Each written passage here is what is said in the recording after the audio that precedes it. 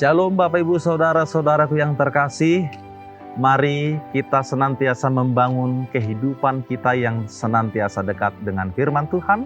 Sebelumnya kita bernyanyi.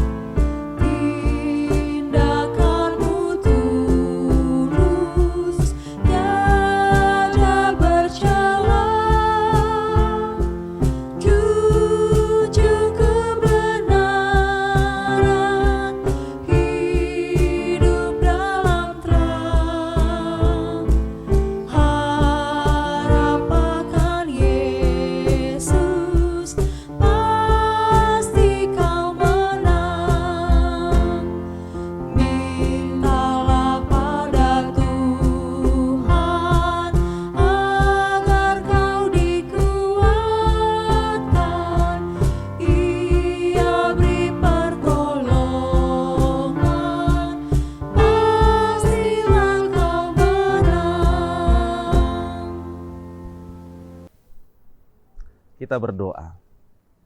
Kasih karunia dari Tuhan kita Yesus Kristus dan kasih setia Allah Bapa dan persekutuan Roh Kudus kiranya menyertai engkau sekalian. Amin. Firman Tuhan renungan bagi kita pada hari ini tertulis dalam 1 Petrus 1 ayat 6. Demikian bunyinya. Bergembiralah akan hal itu, sekalipun sekarang ini kamu seketika harus berduka cita oleh berbagai-bagai pencobaan. Demikian firman Tuhan. Topik daripada renungan kita hari ini adalah tegar walau dalam pencobaan. Saudara-saudara, sahabat firman Tuhan, perlu bagi kita memahami apa itu sesungguhnya arti daripada penderitaan. Karena akhir-akhir ini amat banyak orang yang mengalami penderitaan itu lalu mengatakan, mengapa Tuhan mengizinkan cobaan ini? Sungguh amat aneh. Dia yang berbuat, tetapi Tuhan yang disalahkan. Sebagai salah satu contoh, sudah sangat jelas konsekuensi daripada kesalahan. Pelanggaran, apalagi kejahatan adalah hukuman. Tetapi karena dia ditangkap dan karena dia mengikuti proses hukum, malah ia mengatakan, begitu hebatnya Tuhan ini, begitu beratnya cobaan yang kau berikan ini.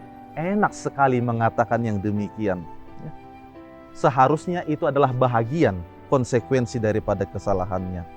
Nah, oleh karena itu kita melihat pencobaan dalam Alkitab itu adalah cobaan, godaan, bujukan yang membujuk kita. Untuk apa? Untuk melakukan dosa. Untuk apa? Untuk meninggalkan Tuhan. Jadi bukan dari Tuhan, sebab Tuhan tidak pernah mengajak kita untuk menggoda melakukan dosa. Di sini yang kita temukan di dalam firman Tuhan hari ini dikatakan, bergembiralah akan hal itu. Mereka yang bertahan di dalam iman, bertahan di dalam menekuni kesetiaan kepada Yesus, tetapi mereka dicoba, mereka mengalami kesulitan. Itu bukan suatu hal yang membuat mereka berduka, tetapi itu adalah salah satu bahagian yang mendewasakan iman mereka. Karena apa? Saudara-saudaraku, tidak ada satupun dalam hidup ini yang Tuhan tidak ketahui. Semuanya ada di dalam kontrol Allah. Seperti yang dikatakan dalam firman Tuhan, bahkan seluruh rambut yang ada di kepala manusia itu adalah Tuhan ketahui. Artinya, Tuhan bukan hanya tahu, namun Tuhan peduli, termasuk dalam segala kesusahan dan kesulitan yang ada pada kita. Salah satu bukti daripada kepedulian Tuhan kepada kita adalah dengan adanya anaknya Tuhan Yesus Kristus yang menjadi juru selamat, penebus kita dari segala dosa-dosa kita. Maka jangan pernah berputus asa, jangan pernah merasa ditinggalkan Allah. Orang tua kita saja tidak tega meninggalkan kita, apalagi Tuhan kita yang senantiasa memelihara kehidupan kita. Kita yang mengalami kesulitan, penderitaan karena memikul salib adalah suatu bahagian yang memproses diri kita agar menjadi Kristen yang dewasa, bukan menjadi Kristen susu. Semuanya itu adalah bahagian Allah untuk mempersiapkan kita supaya apa? Agar kita layak di rumah Bapa yang di surga. Persoalan-persoalan orang percaya yang kita alami bukan adalah satu bagian yang sulit, tetapi untuk mengubah kehidupan kita. Supaya apa? Supaya kita menyerupai akan kodrat Allah. Maka melalui persoalan-persoalan hidup yang dihadapi oleh orang-orang percaya, itu semuanya adalah membuat kita semakin dewasa dan mengarah kepada kesempurnaan. Ibarat angin dan layang-layang. Layang-layang itu terbang ketika dia diperhadapkan berhadapan dengan angin yang besar. Pohon juga demikian. Pohon batangnya tumbuh kuat dan berakar kokoh.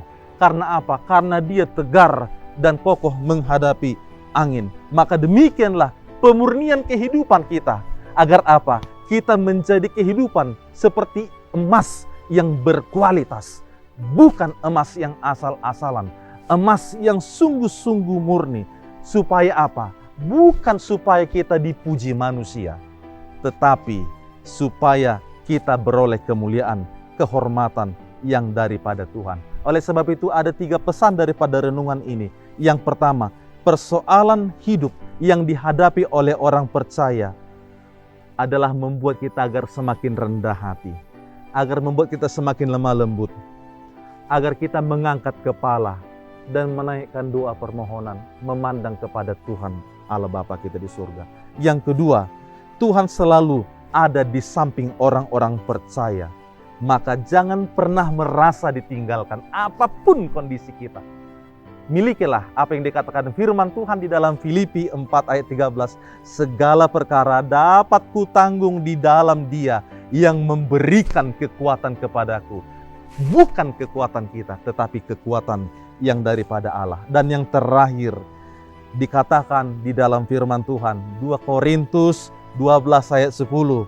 Karena itu aku senang dan rela dalam kelemahan, dalam siksaan, dalam kesukaran, di dalam penganiayaan, dan segala sesuatunya itu oleh karena Kristus. Sebab jikalau aku lemah, aku kuat. Di dalam kelemahan kita itu, Kristus datang bersama kita, tidak meninggalkan dan menguatkan kita. Selamat menjadi pemenang, tegar walaupun dalam pencobaan. Amin. Kita berdoa. Kami bersyukur kepadamu ya Tuhan Allah Bapa di surga, buat segala berkat pemberian yang Kau sampaikan kepada kami. Kami menikmati kehidupan yang telah Engkau nyatakan. Dan kami akan berangkat di dalam berbagai rutinitas kehidupan kami, di kantor, di rumah, di tempat pekerjaan, dimanapun kami berada. Ya Tuhan, firman-Mu sungguh-sungguh meneguhkan hati kami, agar kami senantiasa tegar, mencerminkan kehidupan sebagai anak-anak Tuhan. Sekalipun segala sesuatu yang kami harapkan tidak berbanding sama dengan yang kami pikirkan, dengan realita yang ada. Terkadang kami berjumpa dengan beban persoalan, kesulitan, masalah, terlebih-lebih kesulitan dan tantangan karena kami mempertahankan cerminan kehidupan dalam kesetiaan kami. Biarlah kami senantiasa hanya dimenangkan, dimampukan untuk melewatinya, supaya kami menang. Semuanya itu adalah bagian proses mendewasakan iman kami, pemurnian iman kami, agar kami sungguh-sungguh murni, baik apa adanya di hadapan Tuhan, dan biarlah kekuatan yang daripada Tuhan saja yang kami pakai untuk menghadapi segala sesuatunya. Serta seluruh saudara-saudara kami, terkhusus mereka yang sakit, mereka yang berduka, mereka yang lemah, topang mereka Bapa di dalam pengharapan yang daripadamu. Terpujilah Engkau, di dalam nama Yesus Kristus kami berdoa. Amin. Shalom saudara-saudara yang terkasih, tetap kita menjaga diri kita masing-masing, membudayakan dan membiasakan diri kita dengan mematuhi protokol kesehatan. Jangan lupa pakai maskermu, jangan lupa jaga jarak social distancingmu, dan jangan lupa mencuci tanganmu. Tuhan memberkati kita sekalian. Amin.